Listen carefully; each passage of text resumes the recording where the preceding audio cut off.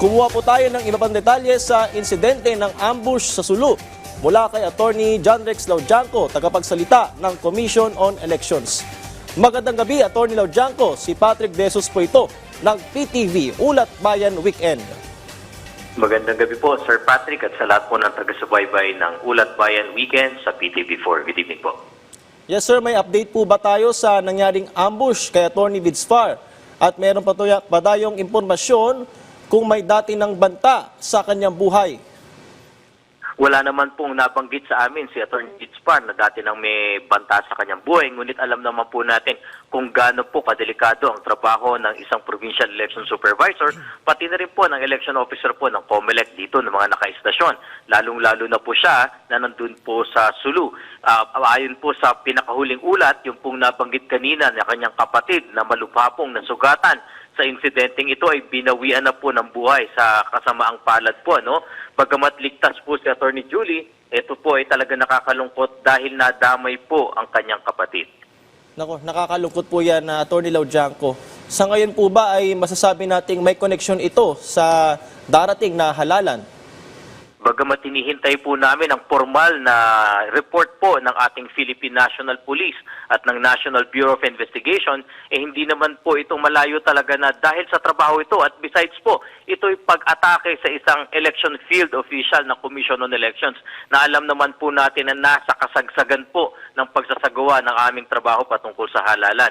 Kaya nga po mariin pong kinukundina ng buong COMELEC sa pamumuno po ni Chairman Garcia ang karahasan po na ginawa na kung sa tingin po nila, sabi nga po ni Chairman Garcia, kung sa tingin po nila ay mapapahinto, mapapasuko nila ang COMELEC sa paggawa po ng aming mandato dahil lang sa pananakot at katulad po nito sa pagsagawa ng karahasan ay nagkakamali po sila at lalong-lalo pong hindi titigil ang COMELEC na gumawa ng paraan, makipagtulungan sa iba't ibang ahensya ng pamahalaan nang sa gayon po makasuhan, mapakulong at mapadala po natin sa hustisya ang mga gumawa po nito. Attorney Laujanco, may natatanggap po ba tayong banta sa seguridad sa Mindanao na may kaugnayan sa eleksyon? At ano nga po ba yung kumbagay election hotspot dito? Opo, marami-rami po ang election hotspots po natin sa buong Pilipinas po. Masasabi po natin na historically, yung tinatawag na po natin ngayon na areas of concern, pinakamarami po talaga dyan po sa grupo ng ating mga Mindanao Islands. Ano? Sa ngayon po, wala namang formal pa na kami natatanggap dahil hindi pa naman po pumapasok ang election period. Pero sabi nga po namin, hindi porket sa January 12 pa ang start ng election period ay hindi na nagsasagawa ng aming trabaho ang COMELEC, pati na rin po ang PNP at AFP. Tuloy-tuloy na po ang koordinasyon namin sa dalawang nabanggit na ahensya at nagmi-meeting na po yung aming Committee on the Ban on Firearms and Security Concerns para po pagdating ng election period, handa na po kami i-classify ang iba't ibang ating mga bayan at lungsod. Ilalagay na po natin sa area of concern yung dapat ilagay at kung sakali man po, paigtingin po natin ang ating paghahanda pang seguridad. Yes, Attorney Laujanco, nabanggit nyo na po yung inyong koordinasyon o yung koordinasyon ng COMELEC sa PNP at AFP. So sa ngayon po ba, mayroon pa po bang ibang kasunduan sa mga otoridad patungkol nga po sa pagpapatupad ng seguridad sa Mindanao sa eleksyon?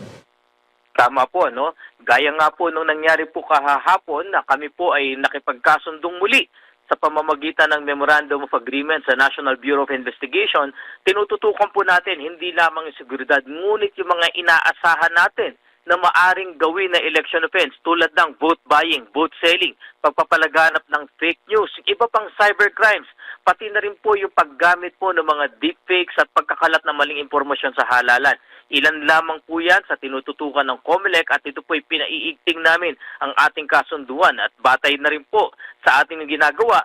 Hindi na po nalilimit lang sa AFP, PNP at NBI, pati po ang Philippine Coast Guard at pati na rin po yung iba't ibang ahensya na pagdating ng halalan, deputize po ng COMELEC, asahan nyo po, sabay-sabay po at magkakatuwang po kami tututok sa seguridad at sa pagpapatupad po ng ating mga batas panghalalan.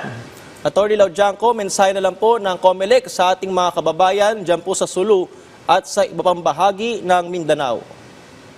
Sa ating po mga kababayan sa Sulu at sa iba't pang bahagi ng Mindanao, bagamat po gumarap ang COMELEC ngayon sa isang trahedya Ngunit asahan ninyo po na kahit ano pong challenge ang kaharapin ng COMELEC, hindi po kami susuko at hindi po kami titigil na magawa ng tama ang aming mandato na maihatid sa inyo isang maayos at malinis na halalan. Humihingi rin po kami ng tulong sa inyo na kung meron man po kayong makukuhang impormasyon patungkol sa insidenteng nabanggit at napag-usapan po namin ni Sir Patrick.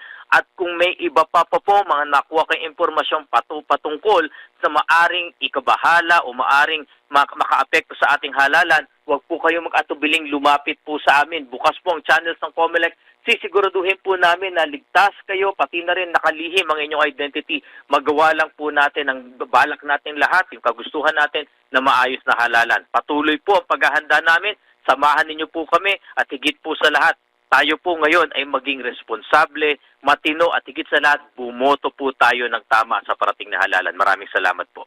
Ayan nga po, gaya ng nasabi ni Atty. Laujanco, sa ating po mga kababayan na may impormasyon patungkol nga doon sa pananambak ay ipagbigay alam sa COMELEC at sa mga otoridad. Maraming salamat po, Atty. John Rex Laujanco, ang tagapagsalita ng Commission on Elections.